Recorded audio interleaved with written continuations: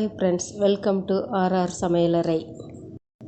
இன்றைக்கி நம்ம வெண்டைக்காய் புளிக்குழம்பு வைக்கலாம் வாங்க.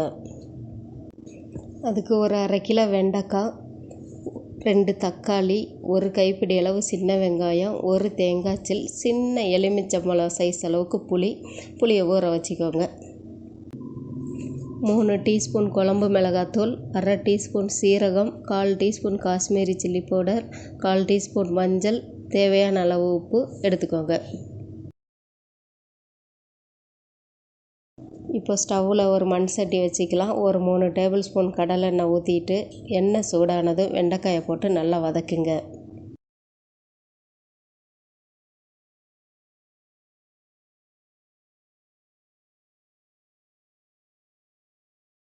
இப்போ வெண்டைக்காய் நல்லா வதங்கிடுச்சு. இதை ஒரு பிளேட்டுக்கு மாற்றிக்கலாம்.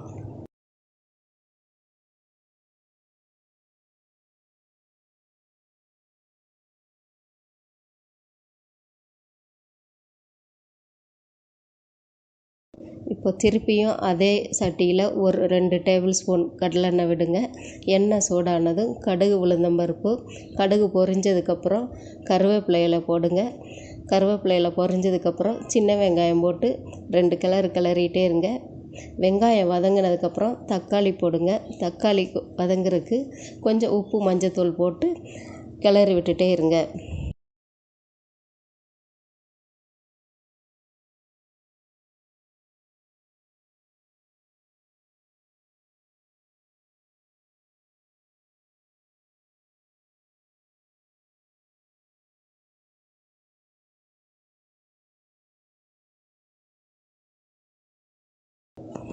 தக்காளி நல்லா மசியணுங்க. அதுக்கு மூடி போட்டு வேக விடுங்க. இப்போ தக்காளி நல்லா மசிஞ்சிருச்சுங்க. காஷ்மீரி சில்லி தூள், குழம்பு மிளகாத்தூள் போட்டு நல்லா கிளறுங்க. இது கொஞ்சம் எண்ணெய் பிரிஞ்சு வந்ததுக்கப்புறம் நம்ம கரைச்சி வச்சுருக்கிற புளி தண்ணியை விட்டு குழம்ப நல்லா கிளறி விட்டுருங்க. இப்போ மூடி போட்டு கொதிக்க விடுங்க.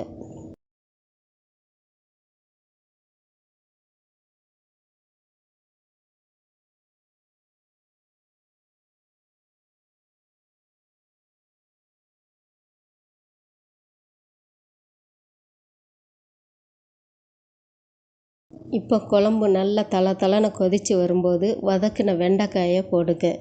ஏன் வெண்டைக்காயை நம்ம இப்போ போடுறோன்னா வளவளப்பு தன்மையே இருக்காது. அதனால் குழம்பு நல்லா கொதித்ததுக்கப்புறம் போட்டுக்கோங்க.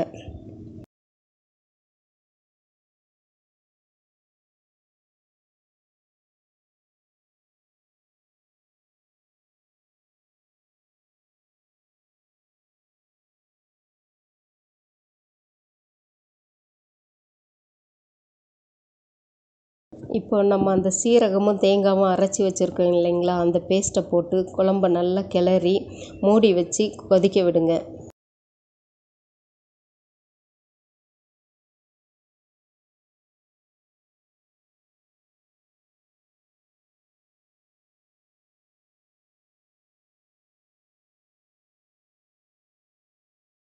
இப்போ குழம்பு நல்ல எண்ணெய் பிரிஞ்சு வந்திருக்கிற இந்த ஸ்டேஜில் கருவேப்பிலை இலைகளும் கொத்தமல்லி இலையும் போட்டு இறக்கிக்கோங்க. இப்போ நமக்கு வெண்டைக்காய் புளிக்குழம்பு ரெடி. இந்த வீடியோ உங்களுக்கு பிடிச்சிருந்தால் லைக் பண்ணுங்கள், ஷேர் பண்ணுங்கள், சப்ஸ்கிரைப் பண்ணுங்கள். தேங்க்யூ.